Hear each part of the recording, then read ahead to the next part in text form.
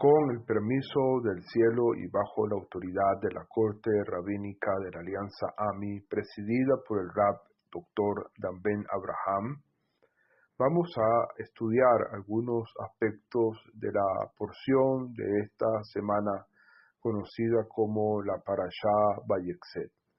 Esta porción se encuentra en el libro de Génesis o Bereshit, capítulo 28:10 al capítulo 32:3.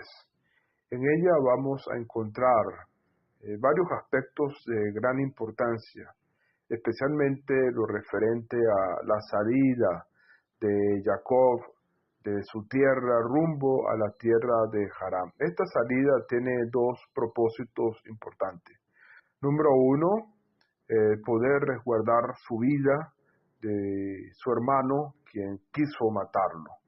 Es decir, al huir Jacob, al salir Jacob de su tierra, estaba resguardando su vida.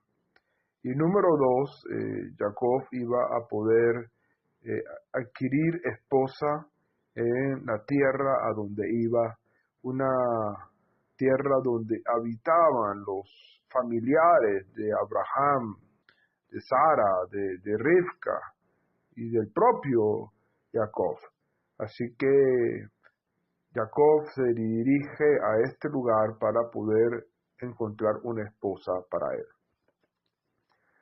Y es importante destacar que en esta salida de Jacob deja a sus padres para iniciar un exilio personal que, sin saberlo, en aquel momento incluiría 20 años en la casa de Labán, un estafador inescrupuloso y quien, tal como se afirma en los dichos de nuestros sabios, trató de erradicar al pueblo judío.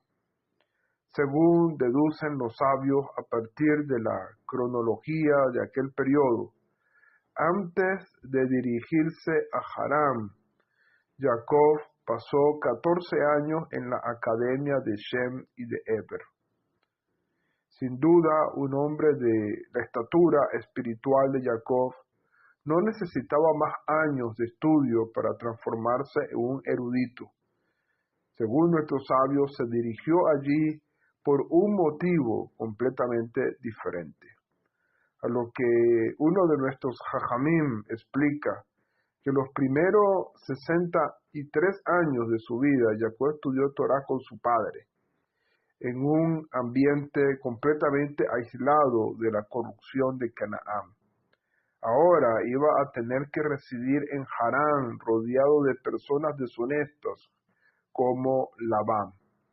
A fin de sobrevivir espiritualmente en semejante ambiente, Jacob necesitaba la Torah de Shem y de Eber, porque ellos también se habían visto forzados a hacer frente a una sociedad sarcástica y cruel. Shem había vivido en la generación del diluvio, y Eber había vivido junto a aquellos que erigieron la Torre de Babel. Por lo tanto, los 14 años que Jacob pasó bajo la tutela de ellos fueron los que le dieron las herramientas necesarias para salir sano y salvo y en términos espirituales de su exilio personal. Esa fue su preparación para la rigurosa prueba a la que habría de someterse. Dios lo preparó aún más a través de la visión de los ángeles y la promesa divina con que se inicia esta sidra. La promesa de Dios fue lo que preservó intacto, pero fueron sus propios esfuerzos los que valieron la profecía. Hay un dato muy curioso en esta parashá, porque nuestros sabios se preguntan por qué la Torá afirma el lugar de donde salió Jacob. De hecho, el texto de la Torá dice, y Jacob dejó Beersheba y fue a Harán.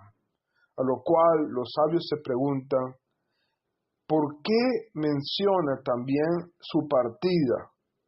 Si todos sabemos que Jacob estaba habitando en Beersheba, ¿Para qué decir que Jacob salió de Beersheba? A lo que nuestros sabios contestan, para enseñar que la partida de un hombre recto deja huellas en el lugar. Cuando un sádic está en una ciudad, él es la gloria de esa ciudad, su resplandor, su belleza, y por lo tanto, cuando él parte de allí, se va su gloria, se va su resplandor, se va su belleza. Ahora, gloria se refiere a los buenos actos y el resplandor se refiere a la Torá y la belleza se refiere a las midot, es decir, a las cualidades. Por lo tanto, cuando un sadik parte, esas cualidades parten con él. La santidad del sadik es como una fuente de luz. La brillante iluminación de la luz también arroja un halo hacia la distancia. Cuando un sádic parte, el fulgor de la luz desaparece, pero el halo y el resplandor de su luz espiritual permanece. Este resplandor de santidad permanecerá allí para siempre, como fuente de bendición para los que viven ahí. Es por esa razón que la Torá establece que Jacob salió de Beersheba para decirnos que dejó un vacío con su partida en ese lugar. Un vacío que obviamente en primer lugar tuvieron que sentir sus padres y luego el resto de los habitantes. Y la Torá nos muestra algo interesante, que cuando Jacob se dirigía a Harán, se topó con un lugar donde Jacob se acuesta y tiene un sueño donde ve una escalera donde ángeles subían y descendían por ella.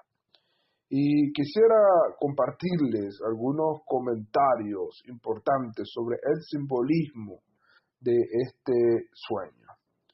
Los sueños que son mencionados en la Torá constituyen medios de profecía.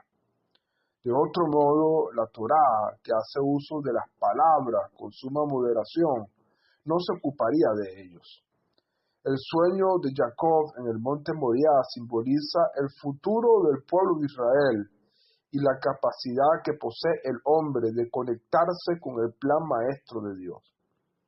Entre las múltiples interpretaciones de este sueño, vamos a destacar algunas. En primer lugar, la escalera hace una alusión al monte Sinaí, ya que la palabra Sinaí y la palabra Sulán tienen el mismo valor numérico, que es 130. Los ángeles representan a Moshe y Aarón, y por lo tanto Dios estaba en el extremo superior de la escalera, así como estuvo en la cima del Sinaí para entregar la Torá.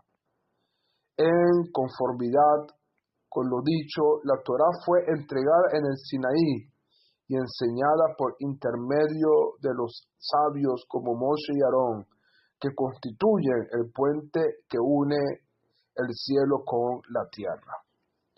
Por lo tanto, una de las interpretaciones que se da es que el sueño representa a la entrega de la Torá en el monte Sinaí.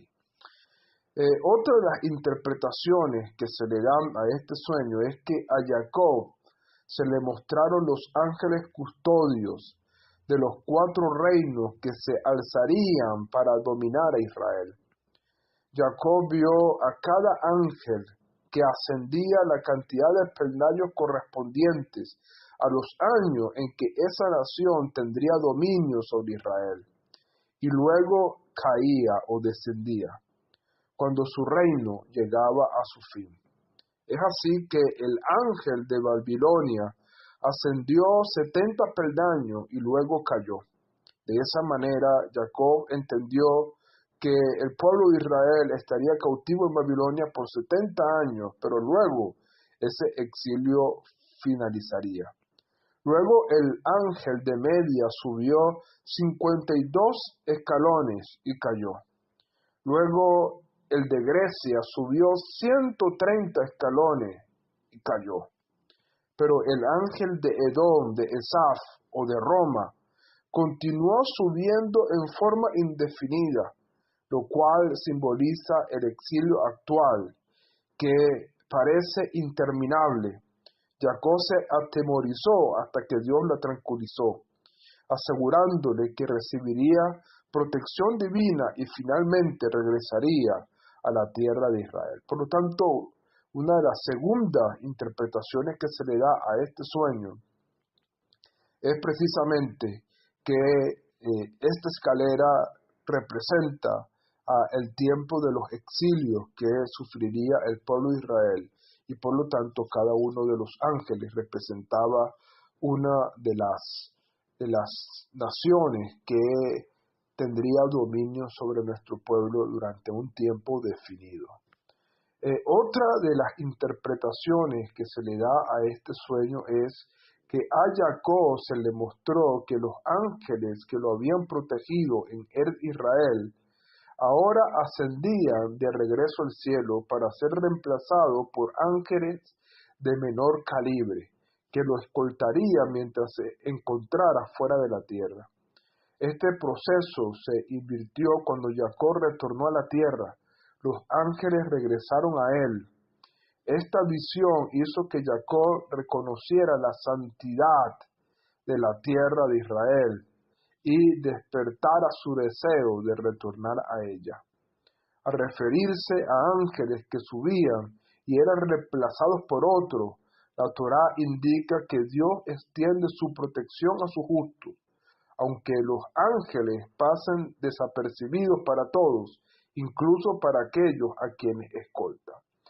Esta interpretación nos da otro enfoque diferente, que estos ángeles que subían eran los ángeles que tenían como misión proteger a Jacob en la tierra de Israel.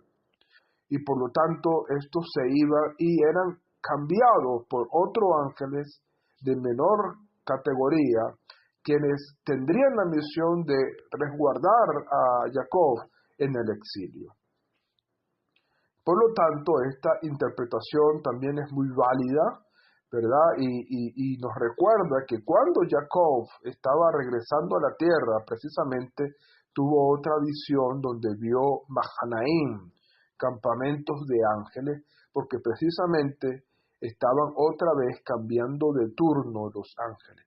Los que lo habían acompañado en el exilio se retiraban y ahora Jacob era recibido por los ángeles que lo iban a acompañar dentro de la tierra de Israel. Entonces, esta visión tiene que ver con esta forma de interpretar la Torah. Sin embargo, hay otra interpretación más donde los ángeles, que son los emisarios de Dios para llevar a cabo su control de los asuntos mundanos, constantemente suben al cielo para recibir sus encargos y luego bajan a la tierra para ponerlos en práctica. Y por decirlo de alguna manera, sin embargo, Jacob y la nación de Israel se encuentran bajo la supervisión directa de Dios, quien se encuentra en el extremo superior de la escalera. Además, no debemos olvidar otra interpretación que se le da a este sueño, pero en esta, por nuestro santo maestro Yeshua HaMashiach, quien también tuvo una manera de interpretar este sueño cuando tuvo un encuentro con Natanael, con ese verdadero israelita al cual no había engaño. Yeshua le dijo: verás los cielos abiertos y al Hijo del Hombre y ángeles que suben y bajan por el Hijo del Hombre. En este sentido, nuestro santo maestro Yeshua HaMashiach interpretó que la escalera se refiere a los méritos de Mashiach. Y por lo tanto, es a través de los méritos de Mashiach que nuestras tefilot suben y son contestadas. Y allí que nuestro santo maestro luego nos enseñaría que toda oración teníamos que presentarla a Hashem a través de sus méritos, a través de su nombre, para que todo lo que pidamos Hashem pueda dárnoslo. Entonces, estas son las distintas interpretaciones que se le da a esta visión del sueño de Jacob. Finalmente, una vez que Jacob tiene este sueño y continúa su camino, entonces va a tener un encuentro con Rachel junto al pozo. Nuevamente, un pozo se transforma en el lugar en el que una de las personalidades de la historia de Israel encontrará a su pareja. Junto a un pozo, Eliezer había encontrado a Ribca, que sería la esposa de Yitzhak, y posteriormente también Moshe encontraría a Sípora junto a un pozo. Además, como lo demuestran los relatos referidos a Abraham y a Yitzhak, los pozos tenían un gran significado simbólico. Los comentaristas señalan que el agua que corre bajo tierra simboliza la sabiduría. Esta está enterrada y oculta, pero tienen acceso a ella quienes comprenden que es fundamental para la vida y que justifica el colosal esfuerzo necesario para extraerla a la superficie. Las mujeres también representan la sabiduría. La sabiduría de la mujer construye el hogar, edifica la casa. Prueba de ello es que cuando Abraham titubeó en expulsar a Agar e Ismael ante la insistencia de Sara, Dios le dijo que hiciera todo lo que ella le pida. Por lo tanto, es comprensible que se estableciera una asociación entre los símbolos humanos de la sabiduría y su contraparte en el mundo de la naturaleza. Y es allí entonces, junto a ese pozo, que Jacob también encuentra a su esposa Rachel. Y una vez que Jacob tiene este encuentro con Rachel, va a su casa y hace un acuerdo, un contrato matrimonial con Labán, el padre de Rachel. Jacob había llegado a Harán para encontrar a su pareja, pero para un patriarca de Israel esto iba mucho más allá de simplemente hallar una mujer con la cual formar una familia. Jacob fue el último de los patriarcas y por lo tanto supo por medio de la profecía que estaba destinado a procrear las 12 tribus de Israel y dar inicio al proceso de transformación del pueblo de Dios, convirtiéndolo de una familia a toda una nación.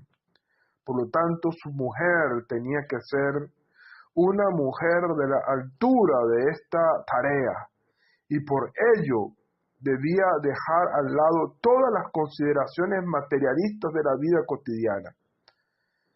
Por lo tanto, Jacob encontró esa pareja en Rachel y Jacob dedicó 7 años de riguroso trabajo físico a ganarse el derecho de casarse con ella. Pero la verdad era que estaba tratando con Labán, cuyo nombre se ha vuelto sinónimo de deshonestidad, disfrazada de superioridad moral, y pese a todos los intentos de Jacob por protegerse, Labán logró engañarlo. Y es así como Labán cambió a la esposa en el momento de la boda. Pero antes de hablar de eso, debemos entender que a Jacob se le reprendió por haberse ofrecido en forma voluntaria a seguir trabajando por Labán y no intentar regresar a su hogar lo antes posible, porque estuvo alejado de sus padres durante 37 años, 14 de los cuales estuvo en la cadena de Shem. Por eso, estos años de estudio no se le acusó de actuar con negligencia en cuanto a la imposibilidad autoprovocada de honrar a sus padres. Pero los 22 años siguientes, 22 años trabajando para Labán y 2 viajando, los sabios sostienen que Jacob actuó en forma culposa al no volver a su hogar paterno. Su castigo fue que Joseph estuvo separado de él durante la misma cantidad de años. Sin embargo, como decíamos anteriormente, Labán, cuando engaña a Jacob, sustituye a Rachel por Lea. Fiel a su fama de rufián y embustero, Labán sustituyó a Rachel por Lea en la noche de bodas. Jacob y Rachel esperaban de él que tratara de engañarlo, por lo que se prepararon de antemano, disponiendo una señal secreta para ambos. Sin embargo, al ver que iba a ser desplazada por su hermana Lea, Rachel le confió esta señal para que no se viera ella humillada. Labán tuvo la generosidad de ofrecerle a Zilpa, su propia sirvienta, para que fuera la sirvienta de la novia. Por eso era solamente parte de su trampa, ya que Zilpa era la más joven de las dos sirvientes de la casa y suponía que ella pasaría a ser sirviente de la hermana menor, en tanto que Bilha, la sirviente mayor, sería la sirvienta para Lea. Por eso, al darle a Zilpa, a la novia, Labán se estaba esforzando en el engaño de que la novia realmente era Rachel. Sin embargo, ninguna de las maniobras de Labán habría tenido éxito si esta no hubiera sido la voluntad de Dios. Pues es absurdo pensar que Jacob se hubiera demorado hasta la mañana siguiente para detectar que sucedía algo extraño. A pesar de la increíble generosidad de Rachel y la igualmente penosa trampa de Labán, el matrimonio con Lea procedió sin obstáculos, debido a que el plan de Dios requería que Jacob y Lea fueran marido y mujer. De hecho, y en sentido muy real, ella fue su esposa principal, dada que finalmente de ella solo tuvo la misma cantidad de hijos que las otras tres esposas juntas. Y además de ella, y no Rachel, fue enterrada junto a Jacob en la cueva de Macpela. En la noche de bodas, los refinados sentidos espirituales de Jacob percibieron que se encontraba junto a la compañera con la que estaba destinado, y es por eso que no advirtió nada en ese momento. Por lo tanto, nuestros sabios explican las respectivas funciones que desempeñaron las dos hermanas. Si bien Rachel era la pareja destinada para Jacob en este mundo, Lea lo era en un mundo superior espiritual. Rachel fue la mujer de Jacob, en tanto que Lea fue la mujer de Israel, que es el nombre que alude a su papel espiritual superior en el futuro. Esta idea queda ilustrada en el hecho de que Raquel le dio a luz a Joseph, quien salvaría a su familia del hambre, pero Lea tuvo a Leví y a Yehudá, quienes son las tribus que representan el sacerdocio y la monarquía.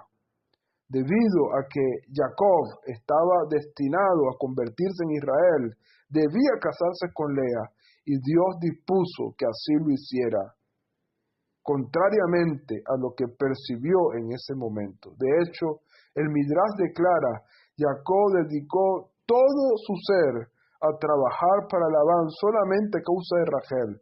Rachel la bella, que atrajo la atención de las personas ocupadas en las actividades mundanas, representa la misión de elevar y conquistar este mundo. Debido a que Jacob tenía la tarea de elevar los recursos de este mundo hacia Dios, por lo tanto también era necesario que se uniera con Rachel. Es por eso que se vio atraído a ella apenas la vio. Su alma de profeta reconoció en ella la compañera que tendría en este mundo. Por lo tanto, esta es la historia que esta parashá viene a comentarnos, y la vida de Jacob, que comienza entonces a formarse a través de sus esposas, quienes causarían que las 12 tribus de Israel saliera en ella. Que el Eterno les bendiga y les guarde, y que la Torah de Hashem esté en nuestras mentes y en nuestros corazones. Shalom Ubraja. Shalom Ubraja. Shalom Ubraja. Shalom Ubraja. Shalom Ubraja. Shalom Ubraja.